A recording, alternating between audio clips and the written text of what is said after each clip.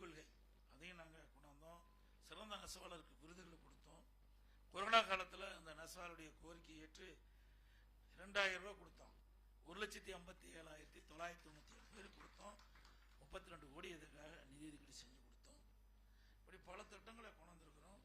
என்ன நீங்கள் உபகரணங்கள் நிறுத்தப்பட்டதாக சொன்னீங்க, மருத்துவ காப்பீடு நிறுத்தப்பட்டதாக சொன்னீங்க.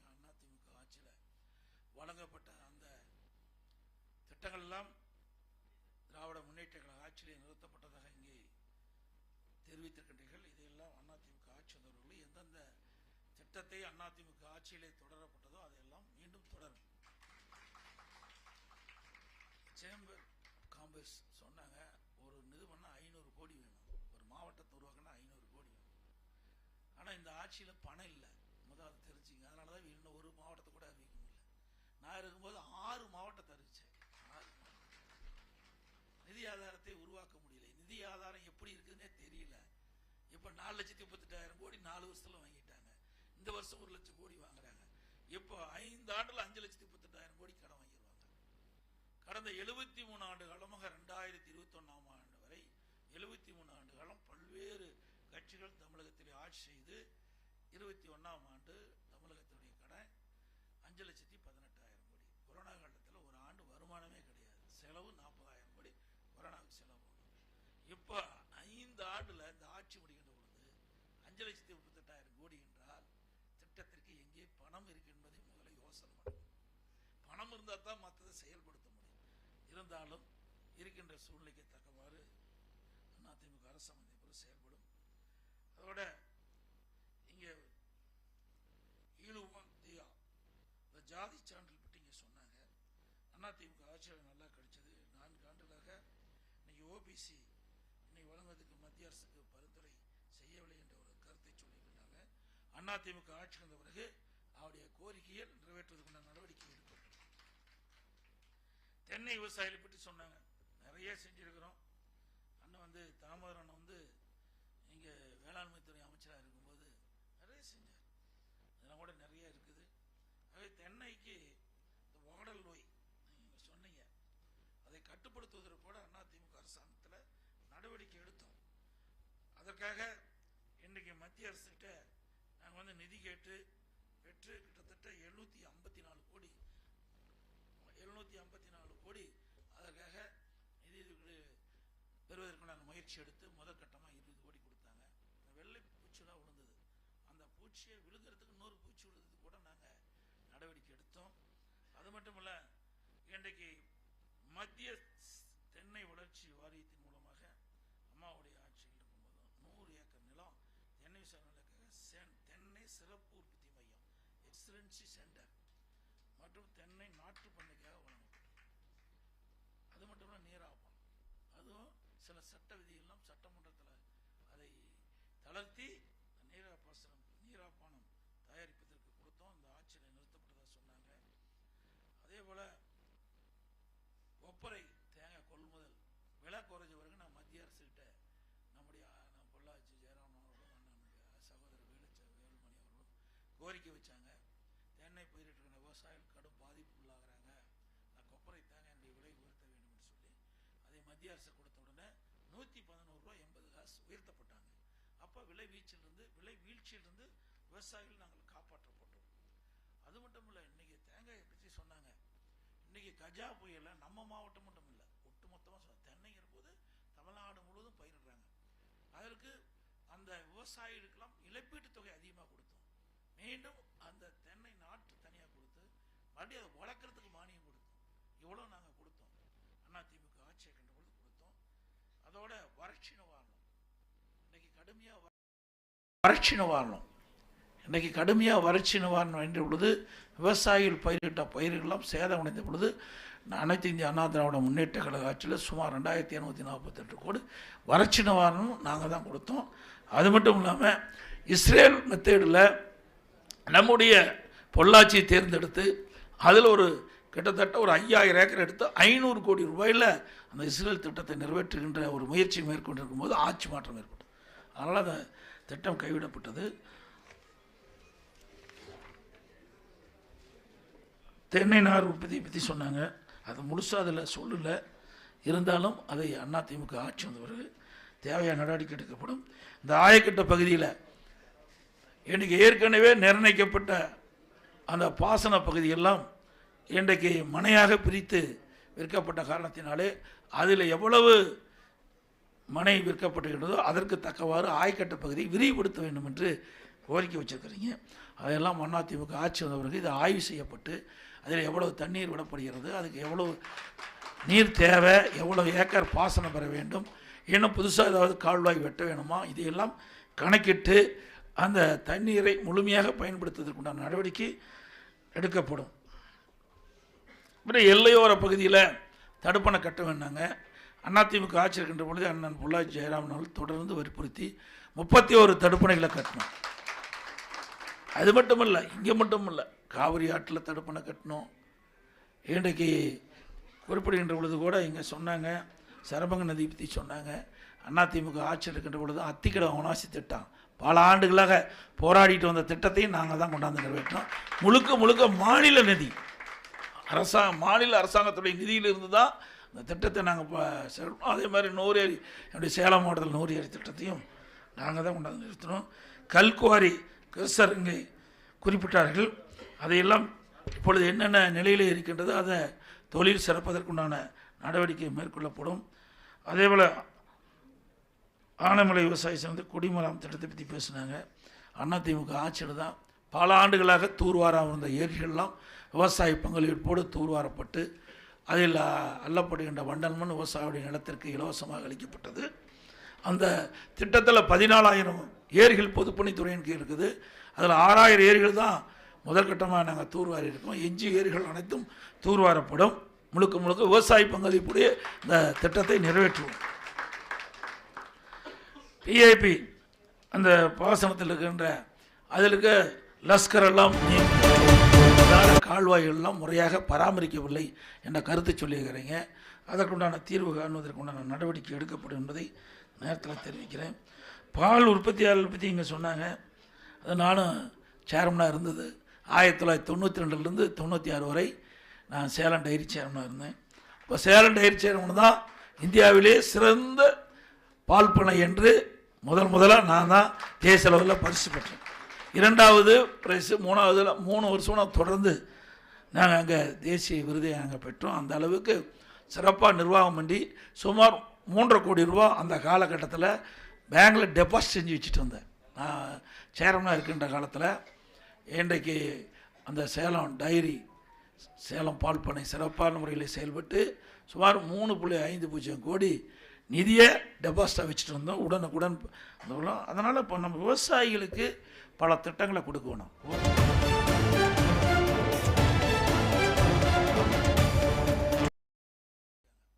அவர்களுக்கு இரட்டிப்பு வருமானம் கிடைக்கும் என்பதற்காக நான் வெளிநாடு சென்ற பொழுது பஃபலோ பால் பண்ணைக்கு போனேன். அங்கே ஒரு பசு ஒரு நாளைக்கு 65 லிட்டர் பால் கொடுக்குது. அந்த ஒரு இடத்துல மட்டும் ஒரு நாளைக்கு 1,35,000 லிட்டர் பால் உற்பத்தி பண்ணுறாங்க. அதை நாங்கள் ஆய்வு செஞ்சோம். ஆய்வு செஞ்சு நம்முடைய விவசாயிகளுக்கும் விவசாய தொழிலுக்கும் இலவசமாக கலப்பின பசுக்களை நம்முடைய மாநிலத்து சீதோசங்களுக்கு தக்கவாறு அதை உருவாக்கி நம்முடைய விவசாயிகளுக்கு கொடுக்க வேண்டும் என்ற அடிப்படையில் 1000 கோடியில் 1020 ஏக்கராவில் என்னுடைய சேலம் மாவட்டம் கள்ளக்குறிச்சி மாவட்டத்துக்கு இடையில் அந்த திட்டத்தை செயல்படுத்தலாம் என்று அடிக்கல் நாட்டி அந்த பணி நிறைவு பெறுகின்ற பொழுது ஆட்சி மாற்றம் முதற்கட்டமாக நான் இருக்கின்ற பொழுது அங்கே கால்நடை மருத்துவக் கல்வி ஆராய்ச்சி நிலையத்தை துவங்கிட்டேன். இன்ன வரைக்கும் நான் போராடி போன ஆண்டு தான் நாங்கள் கொண்டு வந்த திட்டத்தை திறந்து வச்சாங்க. ஆனால் அந்த ஆராய்ச்சி நிலையத்தில் மட்டும் வந்திருந்தா கலப்பின பசுக்களை உருவாக்கி நம்முடைய பசு ஒரு நாளைக்கு 15 லிட்டர் பால் தான் கிடைக்குது.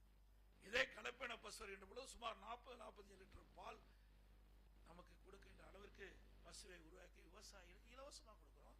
விவசாய தொழிலாளி கொடுக்கின்றோமோ இரட்டிப்பு வருமானம் கொடுக்கும். நீங்கள் 3 பசு வளர்ப்பதில் 1 பசு வளர்த்தா போதும். நீங்கள் 2 பசு வளர்த்தாவே விவசாய குடும்பத்திற்கு அந்த வருமானம் நமக்கு மாதம் நமக்கு கிடைச்சிட்டு. இந்த பேசிகள் தான் இன்னைக்கு 1000 கோடியில் அவ்வளோ பெரிய திட்டத்தை கொண்டாந்து அழகான கட்டடம்லாம் காட்சி தான் அளிக்கிறத ஒழிய நான் நடைமுறைக்கு வரல. அதிமுக ஆட்சி வந்தவுடன் இந்த ஆராய்ச்சி நிலையம் முழுமையாக பணி தொடங்கப்பட்டு அதன் மூலமாக விவசாயிகளுக்கு இந்த கலப்பின பசுகளை உருவாக்கி தரும். அதே மாதிரி இந்த ஆடு வளர்ப்பு அதே மாதிரி தான். இன்றைக்கு நம்ம வளர்க்கிற ஆடு ஒரு வருஷத்துக்கு 20 கிலோ தான் கிடைக்கும். ஆனா ஆராய்ச்சி நிலையத்தின் மூலமாக அந்த கலப்பின ஆடுகளை உருவாக்கி விவசாயிகளுக்கு தருகின்ற பொழுது, விவசாயி தொழிலாக்கி தருகின்ற பொழுது ஒரு வருடத்திற்கு 40 கிலோ எடை கொண்ட ஆடாக கிடைக்கும். இதுவும் இலவசமாகத்தான் இதெல்லாம் கொடுப்பதற்கு இந்த அரசாங்கம், அதிமுக அரசாங்கம் இருக்கின்ற பொழுது கொடுத்தோம். அது மட்டும் இல்ல, இந்த கால்நடைகளுக்கு ஏற்படுகின்ற நோய் இதை விவசாயிகள் தெரிஞ்சுக்கணும். ஆடிட்டோரியம் அழகா கட்டி வச்சிருக்கிறோம். விவசாயிகளை ஒவ்வொரு மாவட்டத்துக்கு 2 நாளைக்கு ஒரு மாவட்டத்துக்கு அங்கேயே பேருந்து வசதி, அவர்கள் விவசாயிகள் தங்குவதற்கு வசதி, ஆடிட்டோரியத்தில் அவர்கள் படம் போட்டு அந்த பசுக்கு என்னென்ன நோய் தாக்குது, அந்த நோயுடைய அறிகுறி என்ன, அதை எப்படி குணப்படுத்துறது, இதையெல்லாம் நாங்கள் நடைமுறைப்படுத்துறதுக்கு உருவாக்கி வச்சிருக்கிறோம். அந்த கால்நடை கால்நடை பூங்காவில் அதோட கோழிக்கு என்ன நோய் வருது, எல்லாம் கோழி பண்ணை நிறைய வச்சிருக்கிறீங்க. அந்த கோழி என்ன ரக கோழி எப்படி வளர்த்துறது, அதுக்கு என்ன நோய் தாக்கம், எவ்வளவு உற்பத்தி இருக்குது, இதெல்லாம் அந்த ஆராய்ச்சியில் கிடைக்கும். ஆடுகள், பன்றி, மீன், இதெல்லாம் ஒரு பெரிய திட்டத்தை போட்டு நான் விவசாயி இருக்கிற காலத்தால விவசாயிகளுக்கு ரெட்டிப்பு வருமானம் கிடைக்கும். அதான் அவருடைய உபத்தொழில் கால்நடைகள். இதுக்குன்னு தனியா போய் எதுவும் பண்ண வேண்டிய அவசியம் இல்லை. இந்த திட்டத்தெல்லாம் கொண்டு வந்து இந்த அரசாங்கம் அதை சரியா முறையா செயல்படுத்தல, இதெல்லாம் முடக்கி வச்சிருக்கிறாங்க. மீண்டும் அதிமுக ஆட்சியாளர்கள் விவசாயிகளுக்கு இந்த திட்டத்தின் மூலமாக பால் உற்பத்தியை பெருக்குவது மட்டுமல்ல, தேவையான அளவுக்கு விலை கிடைக்கின்ற சூழ்நிலை உருவாக்கி கொடுக்கப்படும். அண்ணா கல்லு நல்லசாமி பல முறை என்ன சந்திச்சு கொடுத்திருக்கிறாரு. இது சாதாரண விஷயம் இல்லை. இது ஒட்டுமொத்த தமிழ்நாட்டு மக்களுடைய நிலைமையா இருக்குது. ஒரு பிரச்சனையில் வருகின்ற பொழுது இன்றைக்கு பல பேர் இருக்கிறாங்க, பல பேர் ஆதரிப்பாங்க. ஒரு அரசியல் கட்சி என்பது எல்லாத்தையும் சமாளிச்சா தான் ஆட்சிக்கு வர முடியும். எல்லாத்துக்கும் கஷ்டம். நீங்க ஒவ்வொருத்தருக்கும் ஒரு கஷ்டம் இருக்குது. எனக்கு கூட தான் கஷ்டம் இருக்குது. நானும் தான் தென்னை மரம் வச்சிருக்கிறேன். ஒரு 500 மரம் இருக்குது. என்ன செய்யறது? ஆக கால சூழ்நிலைக்கு தகுந்தவாறு தான் நம்ம முடிவெடுக்க வேண்டிய சூழ்நிலை இருக்கின்றோம். அதையும் எதிர்காலத்தில் காய்கறி விவசாயிகள், காய்கறி வியாபாரிகள் சொன்னாங்க கடையெல்லாம் தனியாருக்கு கொடுத்துட்றாங்க, உண்மையாக காய்கறி வியாபாரம் செய்வர்களுக்கு கடை கிடைக்கலன்னு சொன்னாங்க, வாடகை அதிகமாக இருப்பதாக சொன்னாங்க. அதே போல காந்தி மார்க்கெட்டில் சொல்லியிருக்கிறாங்க. அதையெல்லாம் அதிமுக ஆட்சி வந்த பிறகு செயல்படுத்துவதற்கு உண்டான முயற்சி எடுக்கும் என்பதை இந்த நேரத்தில் தெரிவித்து, லாரி டிப்பர் சங்கத்தை பற்றி சொல்லியிருக்கிறாங்க. தன்னுடைய குறைகள்லாம் சொல்லியிருக்கிறாங்க. டீசல் விலையெல்லாம் உயர்வு, அதனால அந்த லாரி வாடகை உயராமல் இருக்குது, அதனால அவர்கள் பாதிக்கப்பட்டிருக்க சொல்லியிருக்கிறாங்க. இன்னும் பல பேர் பேசியிருக்கிறாங்க. பல பேர் பேசுறதுக்கு வாய்ப்பு கிடைக்கல. அதனால அந்த வாய்ப்பு கிடைக்காதவர்கள் நீங்கள் மனுவா கொடுங்க. அதையும் ஆய்வு செய்து எங்களால் என்னென்ன முடியுமோ அதையெல்லாம் நம்ம செயல்படுத்த நடவடிக்கை எடுப்போம். ஒன்றை மட்டும் நீங்க தெரிஞ்சுங்க, அதிமுக ஆட்சி இருக்கின்ற பொழுது அந்த நிதி பகிர்ந்தெடுப்போம். நிதி பகிர்ந்து கொடுக்கிறது பல துறை இருக்குது. எல்லா துறைகளுக்கும் சரிசமமாக பகிர்ந்து கொடுத்து எல்லா துறையும் வளர்ச்சி ஏற்பட்டது. இந்த ஆட்சி வந்த பிறகு என்ன செய்யறான்னே தெரியல. இவ்வளவு கடன் வாங்கிட்டாங்க. இந்த கடனை எப்படி திருப்பி கட்டுறது? பெரிய ஒரு போராட்டமா தான் இருக்கும். எனவே இன்னைக்கு ஒரு அரசாங்கம் என்பது வீட்டை பொறுத்த வரைக்கும் தான். வீட்டில் எப்படி அதிக கடன் வாங்கினா திருப்பி செலுத்த முடியாது. அதனால பல பேர் எவ்வளவு துன்பத்துக்கு ஆளாகிட்டார் என்பதும் நம்முடைய வாழ்க்கையிலே தெரிஞ்சிருக்கிறோம். அதே போல ஒரு அரசாங்கம் அதே மாதிரி தான். ஒரு குறிப்பிட்ட அளவுக்கு கடன் வாங்கின பொழுதுதான் அதை திருப்பி செலுத்த முடியும். அளவுக்கு மீறி கடன் வாங்கிவிட்டால் அதை திருப்பி செல்வதற்கே புதிய வரிகள் போட வேண்டிய சூழ்நிலை ஏற்படும். அப்படித்தான் அந்த அரசாங்கம் வரி போட்டுட்டு இருக்குது. கொஞ்சம் நஞ்சம் வரி இல்லை. இவ்வளவு வரி போட்டு இவ்வளவு பிரச்சனைக்கு இடையிலும் எந்த ஒரு பெரிய திட்டமும் இல்லை. அதிமுக ஆட்சி எடுத்துட்டா கோவை மாவட்டத்துக்கு அவ்வளவு திட்டத்தை கொண்டாந்துருக்கிறோம். அவ்வளவு சாலைகள் கொடுத்திருக்கிறோம், பாலங்கள் கட்டி கொடுத்திருக்கிறோம், குடிநீர் திட்டத்தை கொண்டாந்துருக்கிறோம், தடுப்பணை கட்டியிருக்கிறோம். இன்னும் பல்வேறு திட்டங்கள் இந்த பொதுமக்களுக்கு என்னென்ன வசதி கிடைக்க வேண்டுமோ அதையெல்லாம் அதிமுக ஆட்சியிலே அதிகமா நாங்கள் செயல்படுத்திக்கிறோம். அதுபோல இன்றைக்கு கால்வாயெல்லாம் கூட காங்கிரீட் கால்வாயாக மாற்றி ஒரு சொட்டு நீர் கூட வீணாகாம கடைக்கோட்டில் இருக்கின்ற விவசாயிகளுக்கு கூட அந்த நீர் கிடைக்கக்கூடிய சூழ்நிலை நாங்கள் உருவாக்கி தந்திருக்கிறோம். ஏன்னா எல்லாமே விவசாயிகள் கொடுக்கின்ற கோரிக்கையின் அடிப்படையில் தான் அரசாங்கம் பரிசீலித்து செயல்படுத்திக் கொண்டிருக்கின்றது. அதுவும் ஆனைமலை நல்லாறு திட்டம், அது ஏற்கனவே இங்கே பேசினாங்க. பரமைக்குளம் மாளியார் திட்டம் ஒப்பந்தம் மறு ஆய்வு, இதெல்லாம் நான் முதலமைச்சர் ஆன பொழுது அறிவிச்சார் ஸ்ரீ வேலுமணி அவர்களும் அண்ணன் பொல்லா ஜெயராமன் அவர்கள் முன்னாள் அமைச்சராக திரு கே.சி. கருப்பணன் அவர்கள் அழைத்து நேரடியாக கேரள முதலமைச்சரை சந்தித்து பேச்சுவார்த்தை நடத்தினார். 2-3 கட்டம் அந்த உயர் அதிகாரிகள் மட்டத்திலே பேச்சுவார்த்தை நடைபெற்றது. பாண்டியாடு பண்ண மூலம் இது எல்லாமே நாங்க பேசணும். ஆனா கேரள முதலமைச்சர் கவனமா கேட்டுட்டு இருந்தார். ஒரு நல்ல சொல்ல வெண்ணெய் திரண்டு வரும்போது சட்டி உடைகிற கிடக்கிறார்.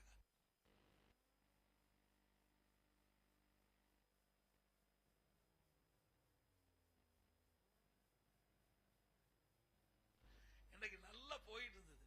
நல்ல கூட சொன்னார், பரவாயில்லைங்க கேரளா முதலமைச்சர் கொடுத்தலாம் என்ற திட்டத்தை கொடுத்து 2 மாநில உயர் அதிகாரிகள் நம்முடைய தமிழ்நாட்டில் இருக்கின்ற பொதுப்பணித்துறை அதிகாரி கேரளாவுக்கு சென்று அங்க இருக்கின்ற பொதுப்பணித்துறை அதிகாரிகள் பொதுப்பணித்துறை செயலாளரோடு கலந்து பேசினாங்க.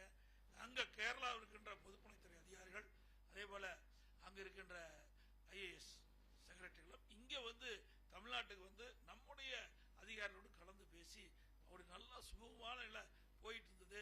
ஆனா ஆட்சி மாற்ற பிறகு இன்னைக்கு திராவிட முன்னேற்றங்கள் ஆட்சி வந்த பிறகு ஸ்டாலின் அவர்கள் அதுக்கு உண்டான முயற்சி எடுக்கல. அதனால அப்படியே நின்று விட்டது. அது மட்டும் இல்லாம விவசாயிகள் இன்னும் பல கோரிக்கைகளை கொடுத்தாங்க. நான் பல இடத்துக்கு போறேன்ல, எல்லாமே விவசாயி தானே. விவசாயிகள் எந்தெந்த விதத்தில் பாதிக்கிறார்கள், அந்த பாதிப்பில் இருந்து மீள்வதற்கு உண்டான முயற்சி எடுக்கணும்னு சொன்னாங்க. நீங்க நல்லா சிந்திச்சு பார்க்கணும். அதிமுக ஆட்சியில் தான் நம்முடைய விவசாயிகள் தொடக்க வேளாண் கூட்டுறவு கடன் சங்கத்தில் வாங்கிய பயிர்கடன் 2 முறை தள்ளுபடி செஞ்சோம். 2 முறை தள்ளுபடி. அதே போல விவசாயிகளுக்கு மும்முனை மின்சாரம் வேணுங்க. உங்க மாவட்டத்தில் உடுமலைப்பேட்டையில் தான் 24 மணி நேரம் விவசாயிகளுக்கு மும்முனை மின்சாரம் வழங்கப்படும் அறிவிப்பு கொடுத்து ஜீவோ போட்டு நடைமுறைப்படுத்தும். அந்த அரசாங்கம் வந்து மும்முனை விவசாயத்தை கட்டுப்படுத்தி இருக்குது. ஷிப்ட் முறையில் தான் கொடுப்பதாக எனக்கு தகவல். ஆக அதிமுக ஆட்சி முழந்தவுடன் விவசாயிகளுக்கு என்னென்ன பிரச்சனை என்பது முழுமையாக ஆய்வு செய்யப்பட்டு அந்த பிரச்சனையிலிருந்து விடுவித்து அவளுக்கு தேவையான வசதி செய்வதற்குண்டான முயற்சியை மேற்கொள்ளும் என்று தெரிவித்து, இன்னும் பல அமைப்பை சேர்ந்தவர்கள் இங்கே கொடுத்திருக்கிறீங்க, கைத்தறி நெசவாளர் ஆகட்டும், இன்னும் பல அமைப்பை சேர்ந்தவர்கள் தங்களுடைய கருத்துக்களை இங்கே பதிவு செய்திருக்கிறீர்கள். நீங்க மனு மூலமாக கொடுங்க. அதையெல்லாம் அதிமுக ஆட்சி மாறினவுடன் என்னுடைய அரசு நிச்சயமாக ஆட்சி அமைந்தவுடன் அதிமுக அரசு செயல்படுத்தும் என்ற செய்தியை சொல்லி அழைப்பை ஏற்று வந்து இங்கே கருத்துக்களை சொன்ன அத்தனை நல்ல உள்ளங்களுக்கு நன்றி. மனு கொடுப்பவர்கள் தங்களுடைய கருத்துக்களை மனுவாக கொடுக்குமாறு. அந்த இனாம் பூமி சம்பந்தமான வாய்ப்பு கிடைக்கல, அவங்க வந்து அந்த மனு கொடுங்க ஃபர்ஸ்ட். ஃபர்ஸ்ட் வாங்க, அவங்க பேசாம இருக்காங்க. இனாம் பூமி சம்பந்தமா வந்து அவங்க ஃபர்ஸ்ட் மனு கொடுங்க, அப்புறம் மற்றவங்க எல்லாம் அப்படி வரிசையா வரலாம்.